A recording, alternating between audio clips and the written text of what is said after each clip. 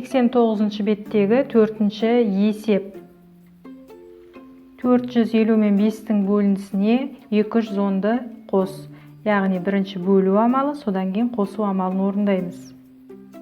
450-ді 5-ке бөлгенде бөліндінің мәні 90-ға тең. 210-ды 90-ға қосқанда қосындының мәні 300-ге тең. Келесі екіншісі 880 мен 4-тің бөлінісіне 20-ны қос, 1000-ды одан азайт.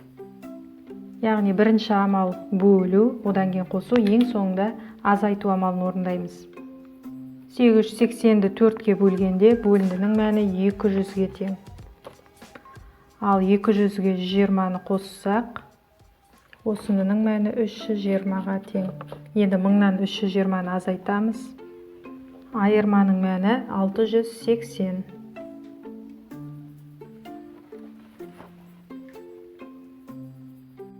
89 беттегі 5-тің әсі шарты.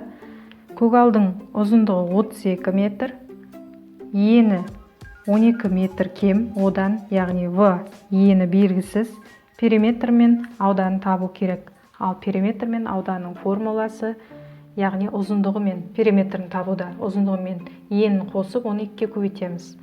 Ал көгалдың ауданын табу үшін ұзындығы мен енін көбейтеміз.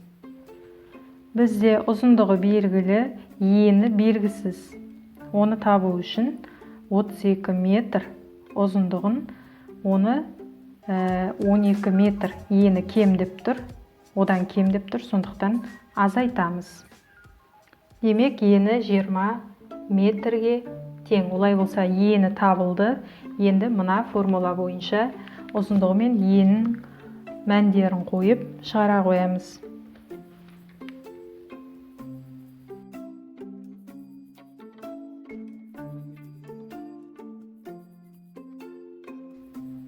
Тоқсан бірінші беттегі 11-ші есептің асы шарты. Өсімдіктерге арналған тыңайтқыш 100 литр. Осы 100 литр тыңайтқышты 5 бидонға бөліп құюға болады.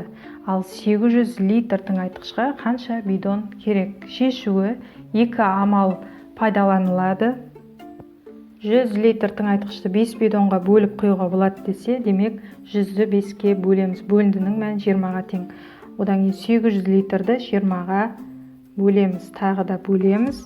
Бөліндінің мәні 40-қа тең. Немесе оны өрнек түрінде жазатын болсақ, 800 бөлу жақша ішінде 100 бөлу 5. 100 бен 5-ті бөлсек 20, 800-ді 20-ға бөлсек 40 бидон.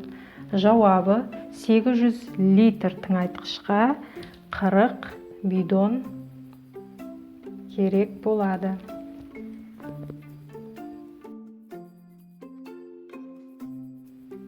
11-ші есептің әсі 91-ші бет шарты.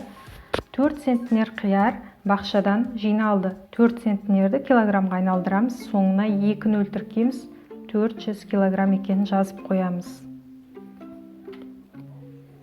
Әрқайсысына 4-тен 1 бөлігі жәшіктерге салынды. Ал жәшік болса 10 килограмм. Енді сұрақ: қанша жәшік толды? Жәшіктерге салынбаған қанша килограмм қияр қалды? Шешуі: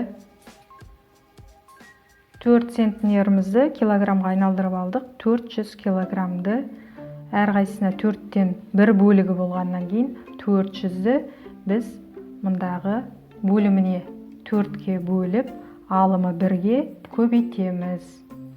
Осыдан мәні шығады. Шыққан мән екінші амал. Тағы да бөлу. 10 килограмм жәшік.